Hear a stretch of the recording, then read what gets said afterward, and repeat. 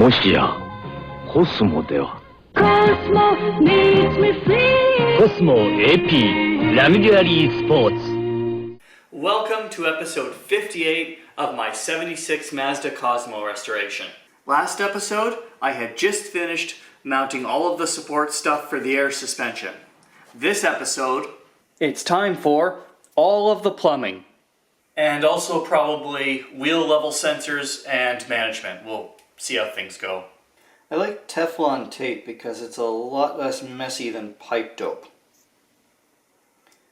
Pipe dope gets everywhere.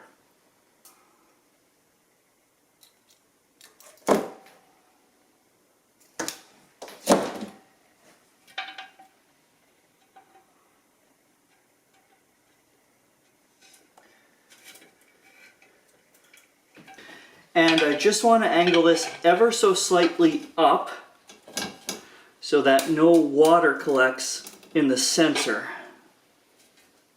This is the pressure switch.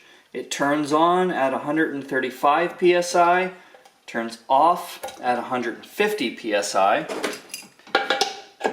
This will control the relay that switches the compressor on and off. I used a 90-degree fitting so that it doesn't stick out 3 inches. It may seem counterintuitive, but you wrap the Teflon tape the same direction as the threads. That way when you thread it in to the female fitting, it doesn't spin back off as you tighten the male fitting. So this is the supplied 1/8 inch nipple that came with the compressor, and this is a 1/8 inch female to 1/4 inch compression fitting. Tight. Just give it another. There we go. There needs to be a check valve between the compressor and the tank, because the valves in the compressor cylinder head don't seal perfectly. They are reed valves designed for dynamic sealing, not designed to hold tank pressure. And this is a 1/4 inch NPT male to 1/4 inch compression, which will meet up from the feed line from the compressor. One more.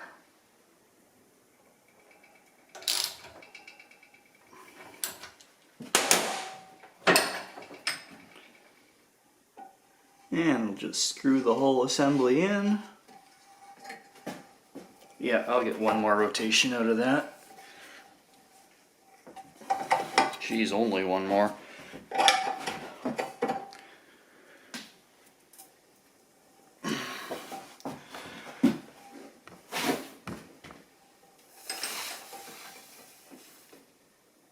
That looks like it's straight up and down. So this should actually hold pressure now.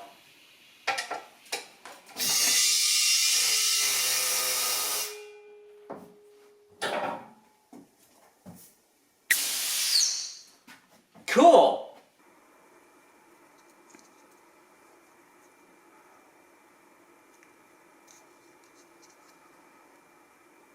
Can I get one more rotation?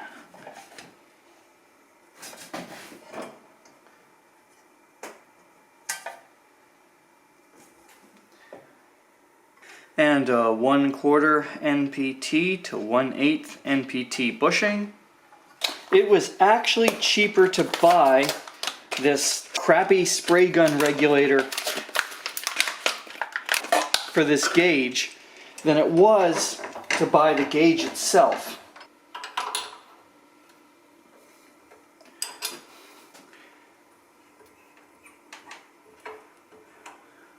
And now a 160 psi pressure gauge. This is just for convenience, because ultimately the pressure will be monitored electronically. And I know this sticks out really far from the tank. However, picture a trunk lining right about here. So this will poke through a hole and you'll be able to see it from inside the trunk. Now I need to make a hard line from here to here.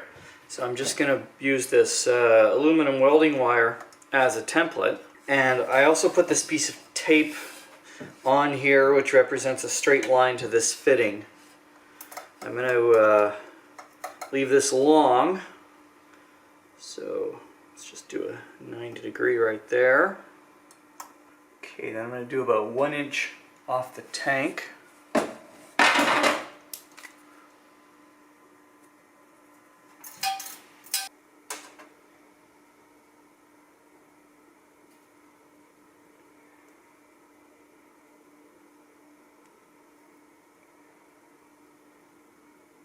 To make sure that everything is straightish.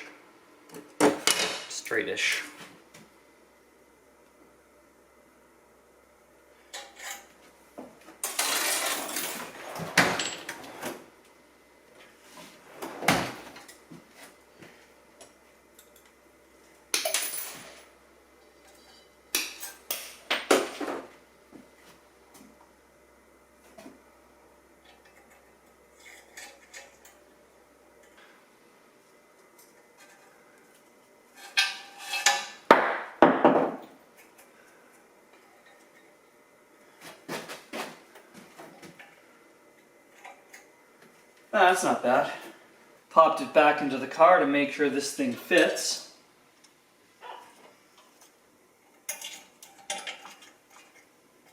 Yeah, it clears everything, but no, I hate that. It sticks up really far. It's just there.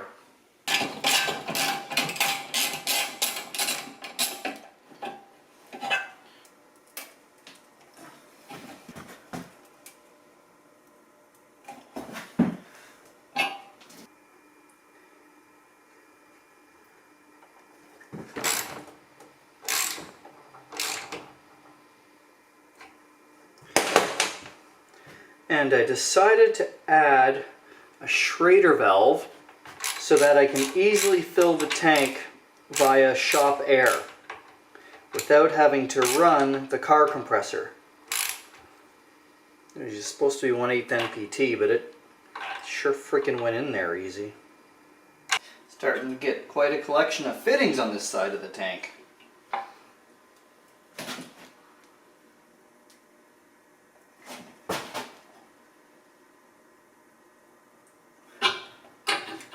And then put the compression fitting back and give it a snug. Yeah, switching this to point down was probably the best course of action, and it's even going to make this airline fabrication a lot easier as well.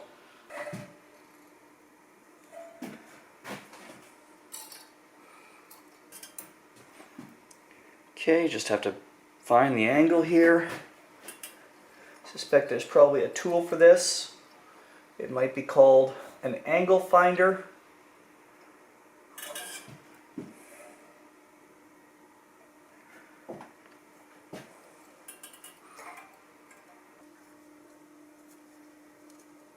Oh, instead of tape, I should use zip ties.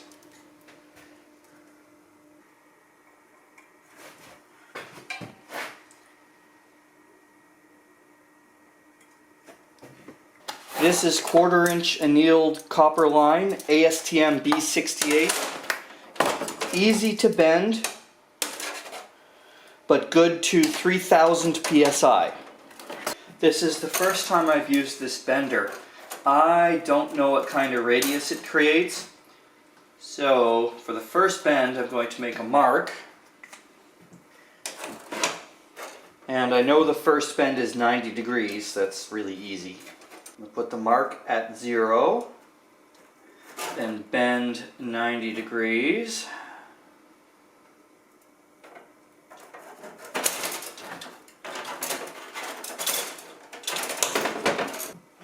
And now I know that the radius of each bend is about 1 inch. That's just under 8 3/4, which means I need to mark just over 7 3/4.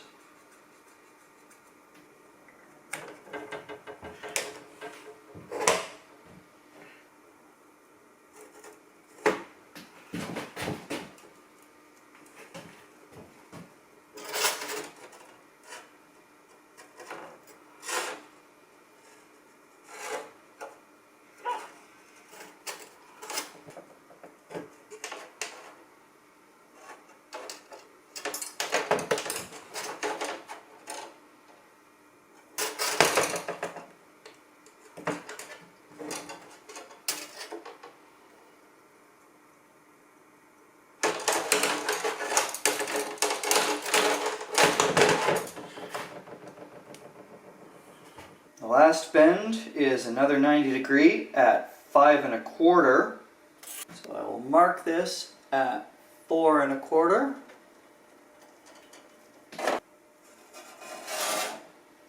And bend 90 degrees.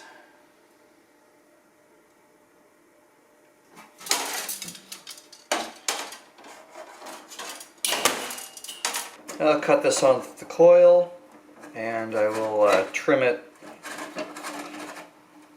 once it's in place.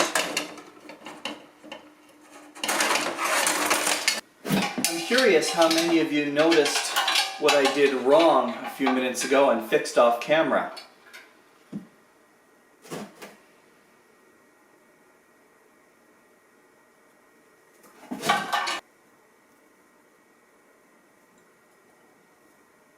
Come on, there.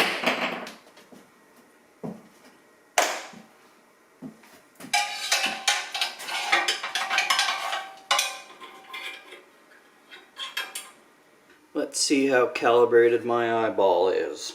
This is a little bit long on that side, so let's cut it here. With this soft copper, you have to go real slow with the cutter to avoid crushing it. I would assume I could harden it up if I got it nice and warm and then dunked it into a tank of oil. I wonder if that would make it too brittle. Of course, it's about to get real hot at the output of the compressor, so that'll probably take care of it for me.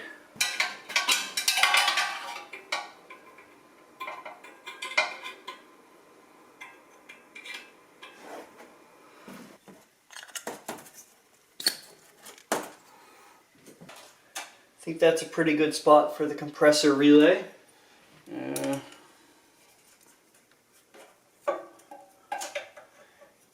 Yep, that should work.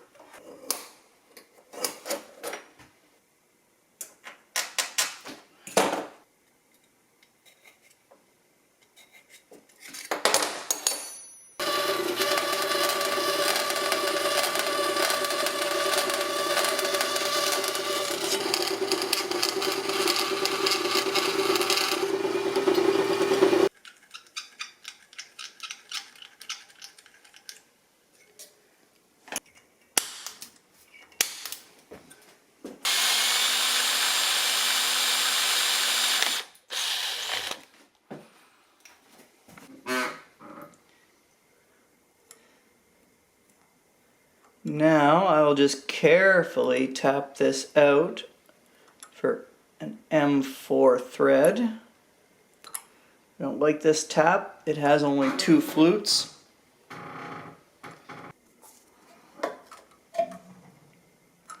Yeah, but it sure cuts fast.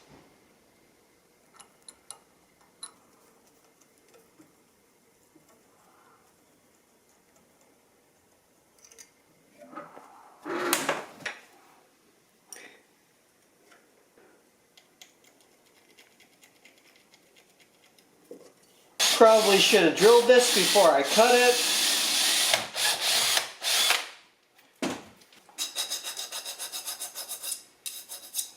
Just a little spacer because the back of the relay isn't flat, and I don't want the tab to be under tension when it's bolted down.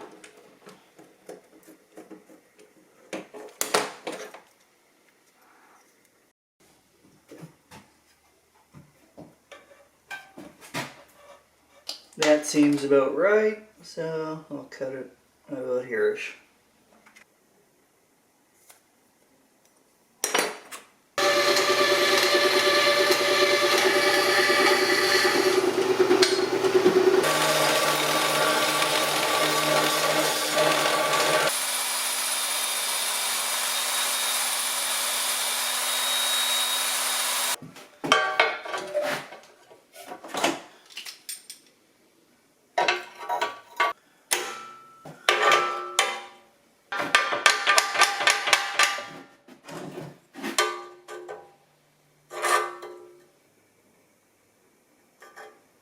Yeah, right about there should work.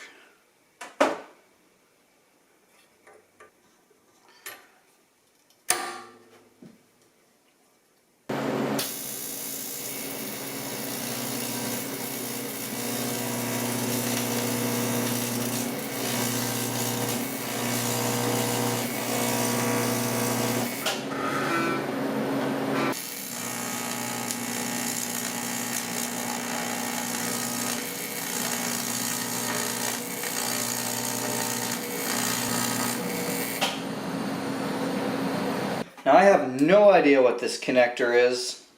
Oh, it's a Molex. It's a Molex 42818. It says right on the thing. Either way, I don't like it. It's not weather sealed, so it's going away. To keep with the standards I'm using everywhere else in the car, this pump connector will be changed to a weather pack style.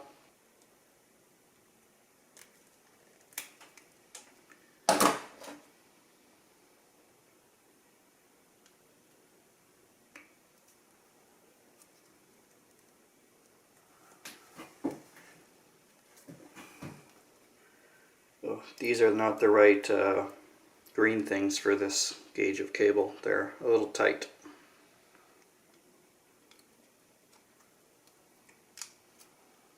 And let's make positive A, negative B.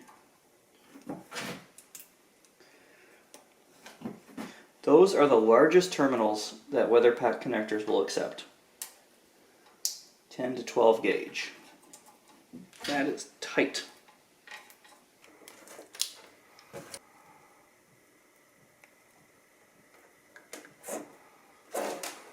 I just need a little bit more length on the positive side of the relay coil, so I will extend that with a little bit of matching color blue wire. A little bit of flux remover to I don't know, remove the flux, and some double-walled adhesive-lined heat shrink tubing. I added a connector to the normally open side of the relay and also a connector to this piece of 12 gauge black wire. Cut this right here.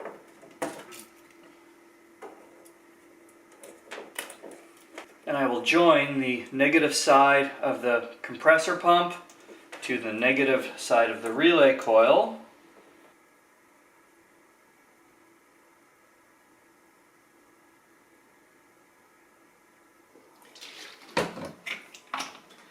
Flux remover is very important because if you don't remove the flux and somehow moisture gets into the connector, the flux becomes corrosive and will eat at the wires.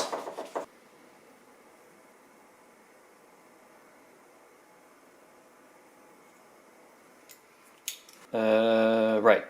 Positive is A, negative is B.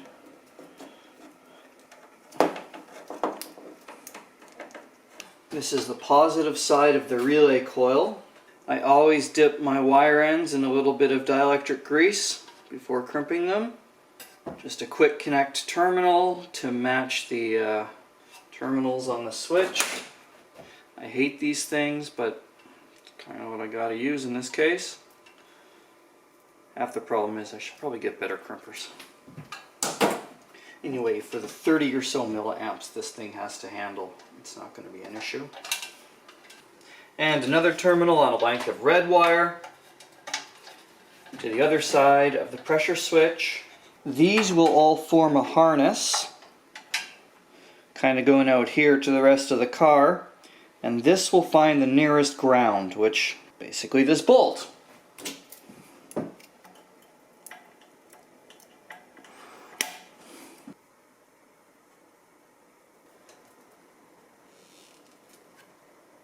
Now I know this terminal looks huge, but once the washer is on it, it's basically perfect.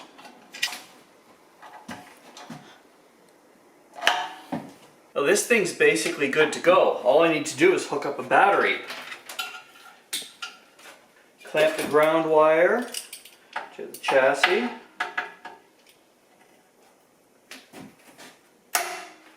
Now this is the positive wire that feeds the pump. So nothing should happen if I connect that. And this is the positive wire for the relay coil that goes through the pressure switch. So if I touch this, it should activate the pump. Cool.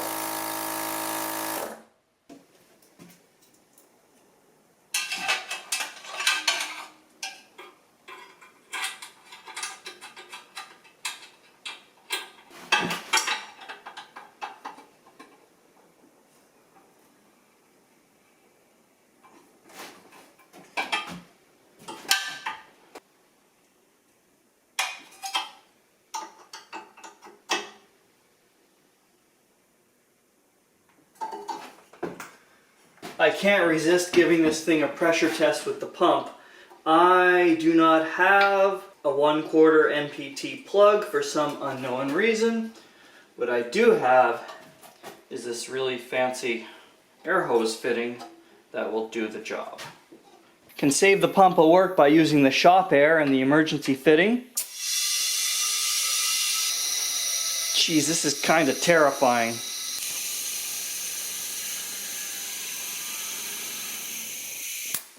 Now I'll activate the compressor pump.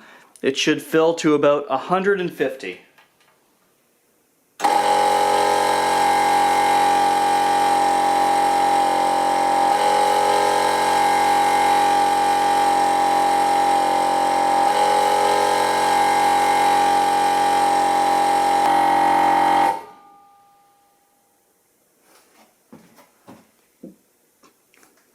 Cool. 150. This thing sucks.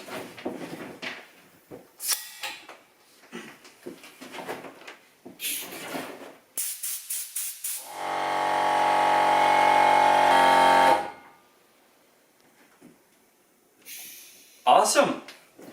And of course, this is going in the car, because you never know when you're going to be at the side of the road and need some air.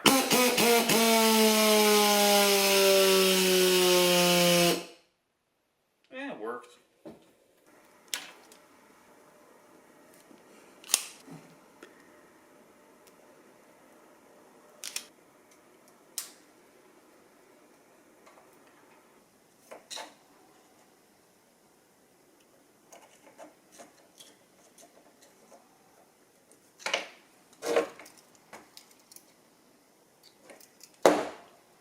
Just sitting here, taping up all my 1-inch nipples. This is the delivery side of the solenoid block that sends air to all the air springs. I'm just adding a short nipple of 1 inch and a 90-degree. Get one more rotation out of that. Oh, it's going to be a tight one. That's as far as it can basically go. It's important that this be straight up and down. Now 3 more times. Well, I ran out of 1/4 inch NPT brass nipples, so I'm just using this steel nipple as a temporary nipple, and then I will purchase some more brass nipples. That's why there's no tape on this. It is guaranteed to leak if I forget about it, so I will definitely have to replace it. I actually did find another 1/4 inch nipple, but it's too long for right here. However, I can use it to help mark where my holes will end up.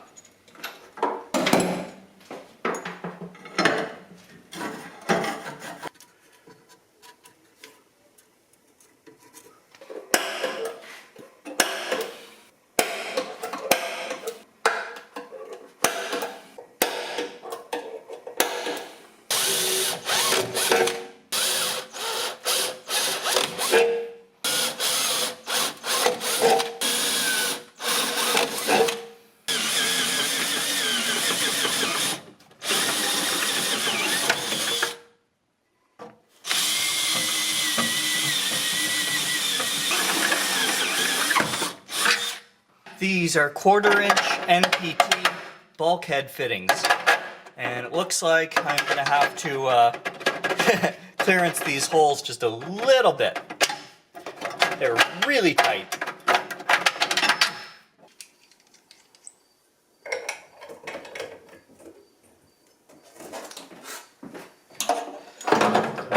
That's surprisingly close, but I kind of figured I'd have to clearance this a little.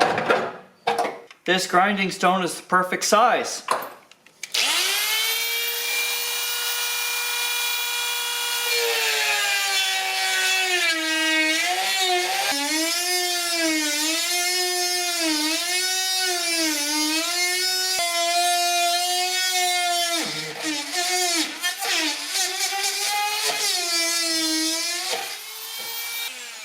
I really need to buy some larger unibits.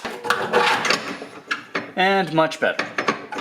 But before I go any further, I've been to the hydraulic store. So let's remove this mismatched nipple. Because if there is anything in this world that I hate, it is a mismatched set of nipples.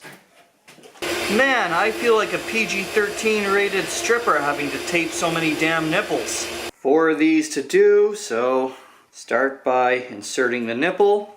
And speaking of nipples, I double nutted on the bulkhead fitting so that I could tighten it down from this side with a socket, because once the first one is on here, I'd never be able to fit a wrench in to tighten down the second one.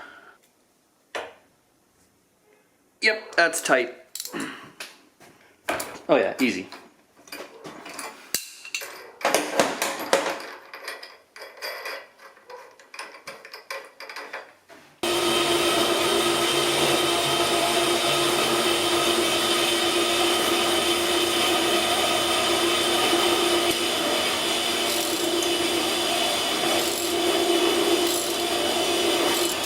Millimeters. 20, 20, 20.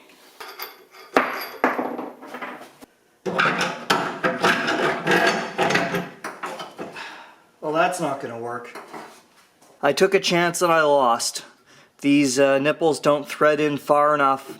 There's a big gap, so I got to switch these out for shorter nipples. At least these things are a lot easier to get off than they are to screw on, because pipe threads, of course, are tapered. Just clamp on and give these long nipples a twist until they pop out. Is that the title on my sex tape? Mm.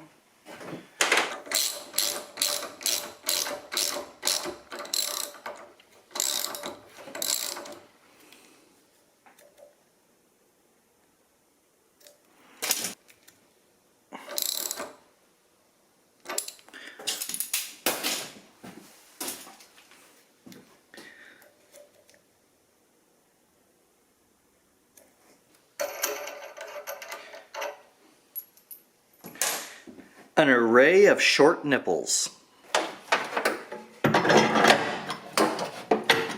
Much better. Now to fill some holes, first plugging this extra exhaust port. And I'm going to have to crank this thing in a lot more than makes me comfortable. You will see why in a moment. These ports seem to be cut very tight. Yikes. That's about as tight as I can reasonably do that. Another 90-degree fitting on the supply side.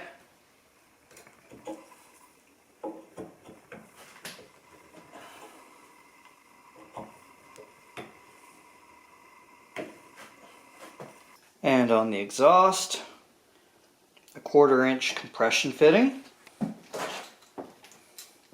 Quick release.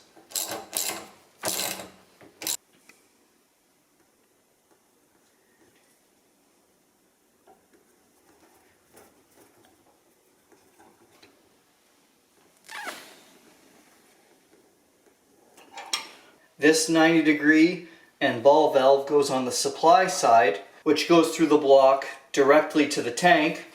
And this will be the valve to turn on and off the air tool fitting. Now obviously I'm going to have to replace this ridiculous handle with something else. And on the exhaust side, a 1/4-inch compression quick connect.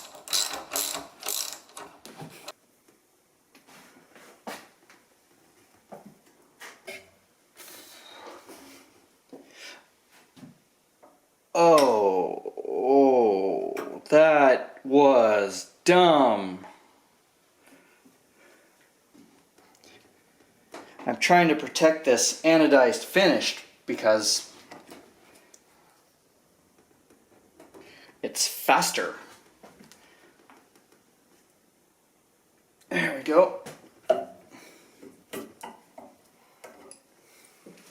This is a 200 psi pressure sensor. Now ultimately that one might get swapped out with something that is more compatible with whatever air management system I end up using. However, for now, if I can get this wrench on it, Jesus.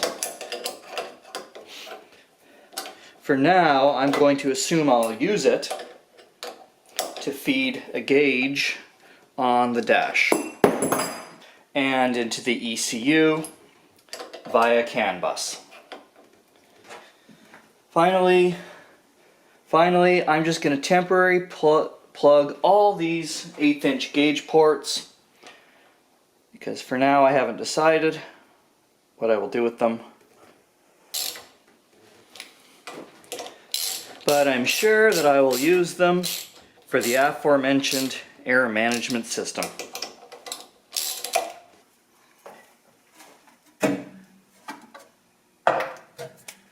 Okay, let's call this the middle by the calibrated eyeball.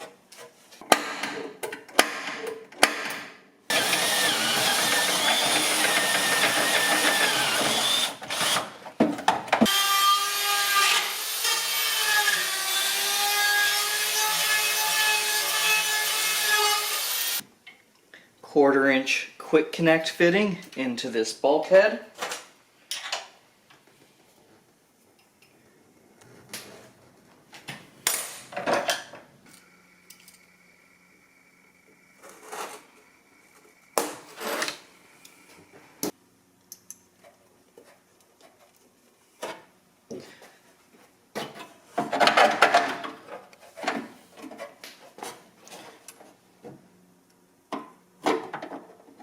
Oh, that's a bit too long.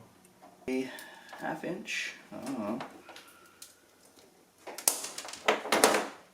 I suspect that I'm going to have to heat this up and mold it a little bit, but let's see what happens.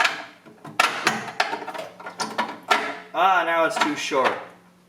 Oh, that's not going to work. This stuff doesn't bend very well at this radius. Copper it is.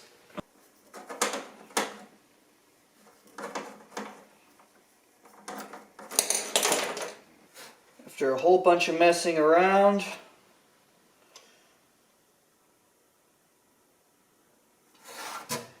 that's about what I want.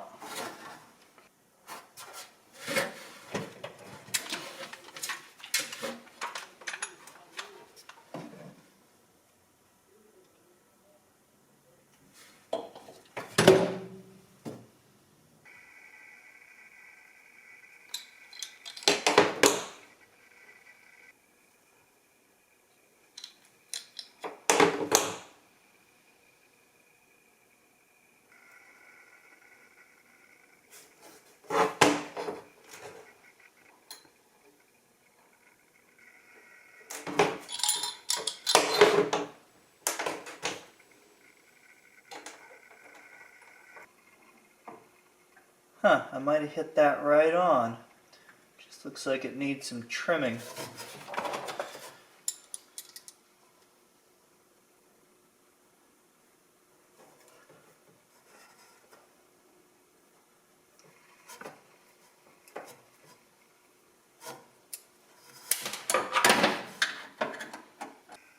This is actually attempt number 2. First one, I just didn't get the angles right, so off camera, I made number 2, which looks closer. Just trimming it to size. And I found that this, whatever size drill bit, is the perfect size to remount the flash from cutting. Well, after a whole bunch of off-camera back and forth, I think I have the curves right. Just a bit wrong on the length. So let's trim that down to...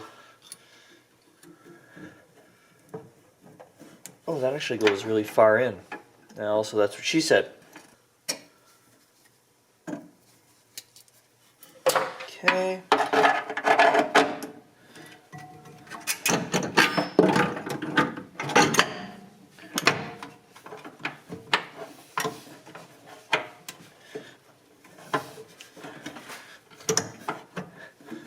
Perfect. Oh, before going any further, I almost forgot. I have to make spacers. Looks like about 1 centimeter spacers. This aluminum tubing is going to work perfectly. It's about the same diameter as the head there, but doesn't fit.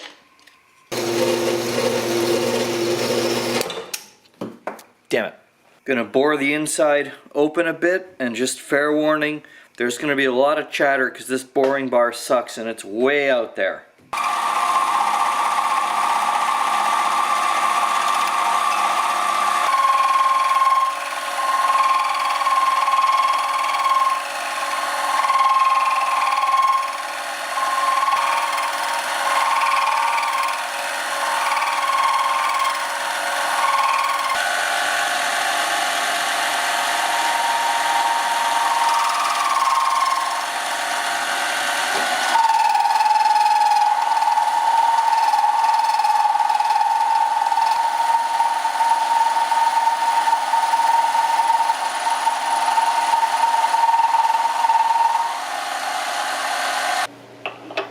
Cool. I didn't measure. I just did one cut in, cranked it down a bit, took another cut out. It's about near perfect.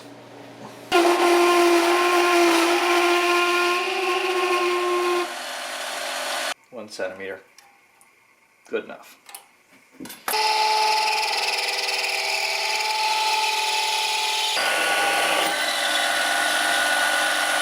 Now I just need to make 4 more.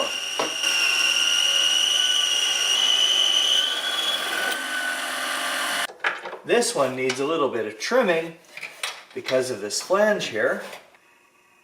There. This doesn't have to be extremely precise. Just taking 2 millimeters off of it by eye.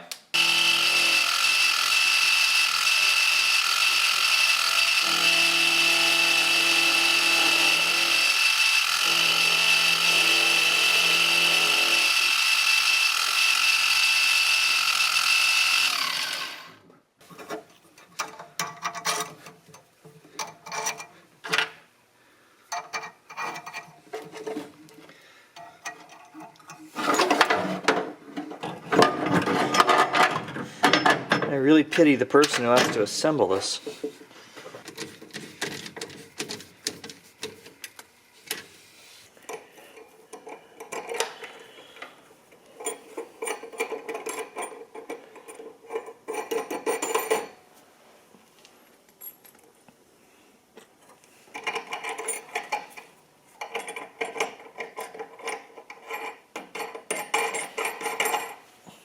Just give these a snug.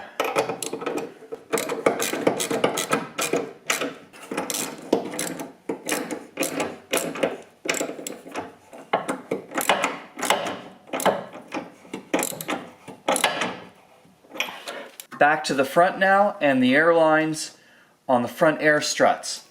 I'm kind of thinking that they can penetrate the engine bay right about here. That should be out of the way of everything. Right about here positions this bushing just to the bottom of the shock tower before the frame rail. So let's see if I can mark that.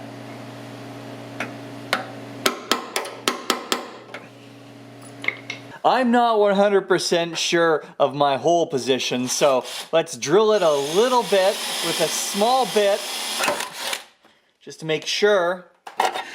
That looks really close to the exhaust from the camera angle, but there's about 4 inches clearance. Perfect spot. Unibit.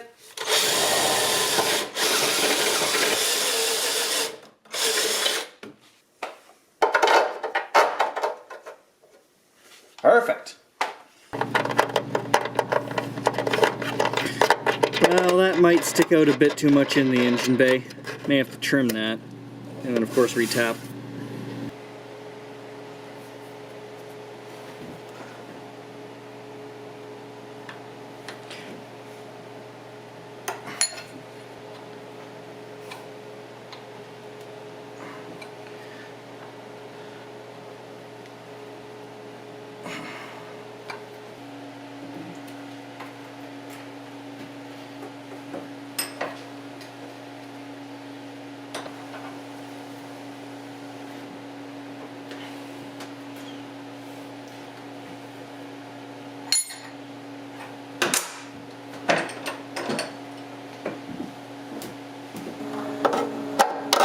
And that should position this hose so that it's out of the way of everything in this area that can move. And I did the driver's side off camera exactly the same way. The only thing I don't like is the airline to the bag is at the front of the car. It should be at the back, just like the passenger side. I may have to see if I can move this collar.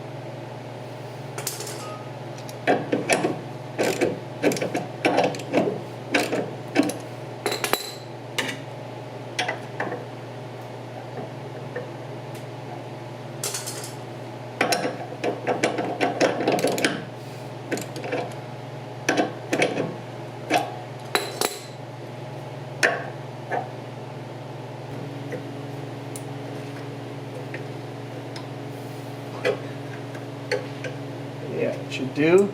So we get them all at about that angle. And yes, they barely just do clear one another while tightening.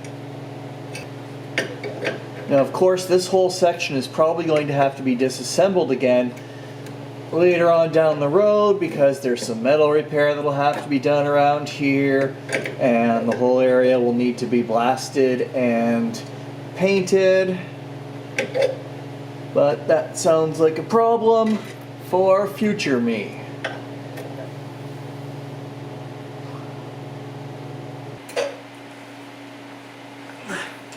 Okay, fittings are installed.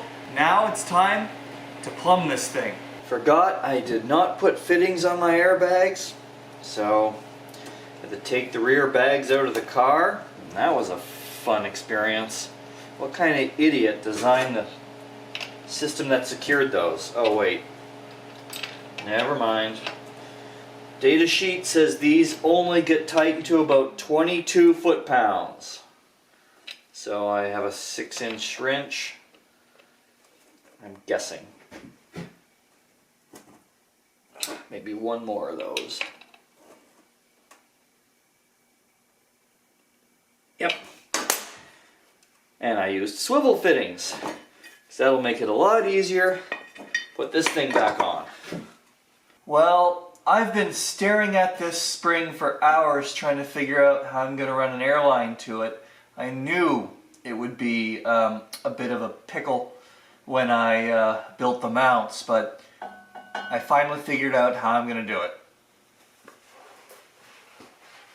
The line will make a loop inside the air spring mount, come out the back of the mount, loop around, hug the inside of the bag mount, and then be secured along the inside of the frame rail.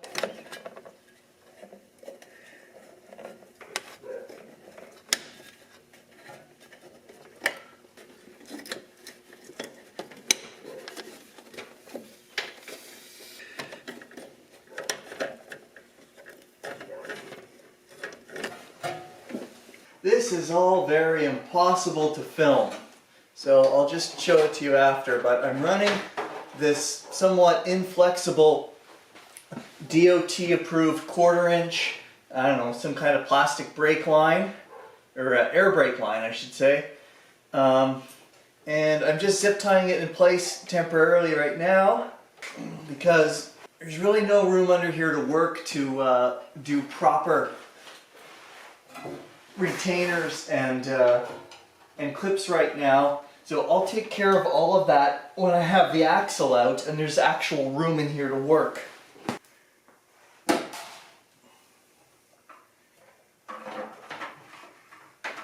Stuck a bolt in one of these captured nut holes. I'm not sure what it's supposed to be for, but for now it's making it easy for me to route this tubing. Right there. And this tubing has to be cut pretty straight and pretty clean with a sharp blade.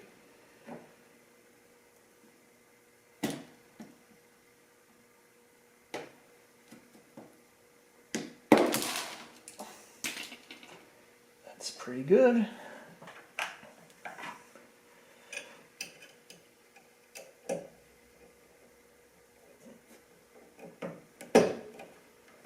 Right in the fitting. This existing small hole in the frame rail is perfect. I'll run the line inside the frame rail, which should keep it protected.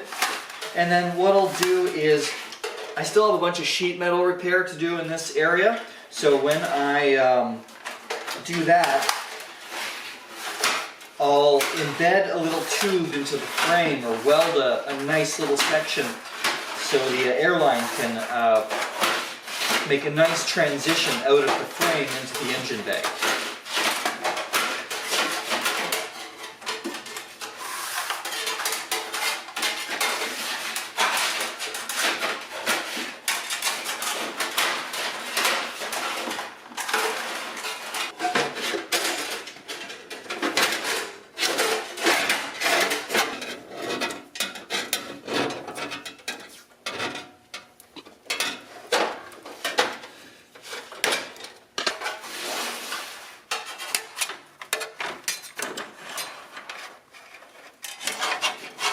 Again, this routing is 90% the path it'll take permanently, but a little concession used for lack of access and of course lack of a whole bunch of little clips.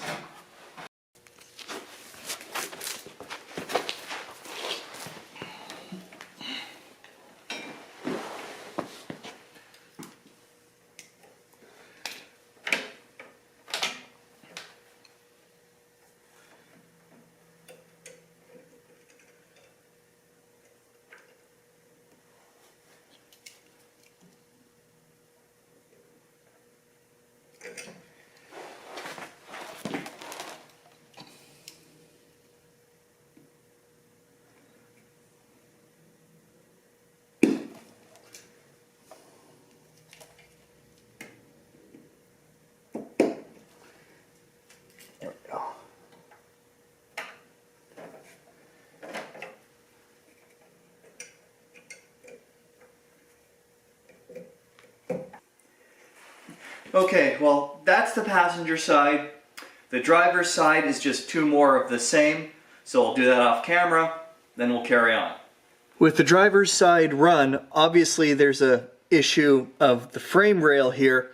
So what's going to happen is, when I have the axle out in the future, I'm going to create a passage in the frame rail through which to run these tubes.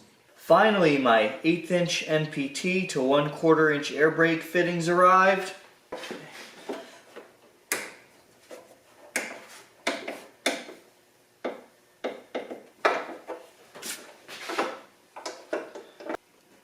There-ish.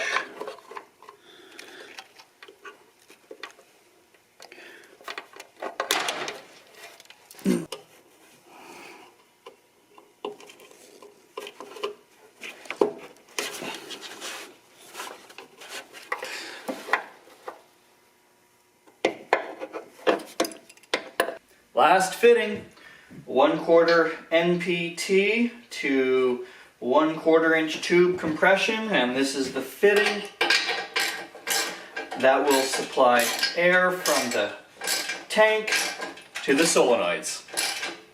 Before any further assembly, labels on each solenoid representing the corner of the car they control. Ha! The FD solenoid. This clearly can't be an FD solenoid, because this solenoid works. Haha, 3rd gen slam. The last line that I need to make is a short copper line from the solenoid block to the tank fitting. It's just a single 90-degree bend. Being a single 90-degree bend, there's really no need to even measure. Just bend it and cut it till it fits.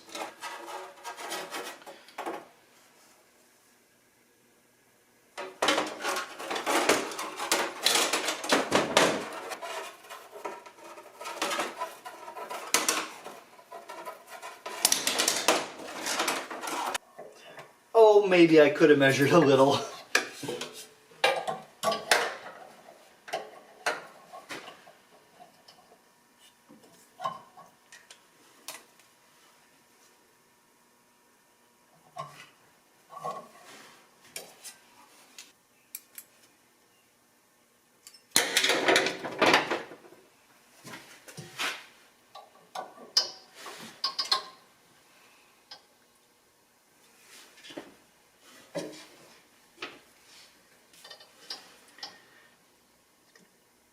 this one a little long.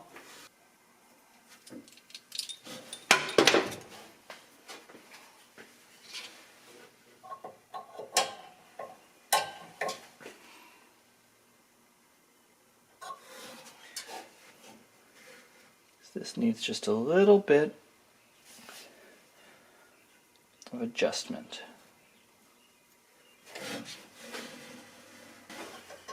Perfect.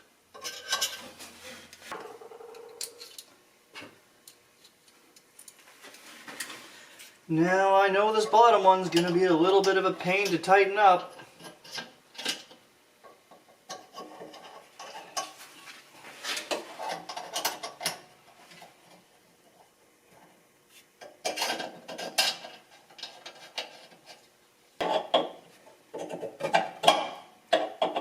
Actually, not as bad as I thought.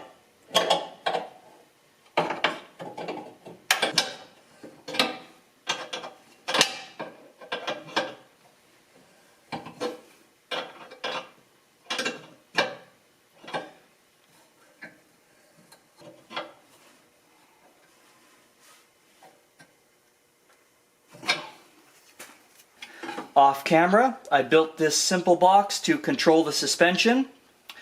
Up, down, and compressor toggle. And now what all of this has been leading to, the money shot.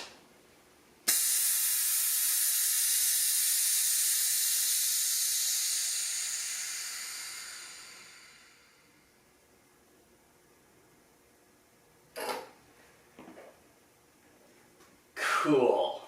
Keeping in mind these aren't the final wheels, they still tuck pretty nicely. Now the rear end is actually on the bump stops, so it can go about that much lower when the bump stops are, let's say, adjusted.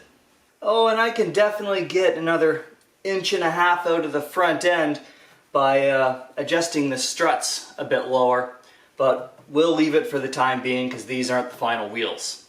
Goes up too.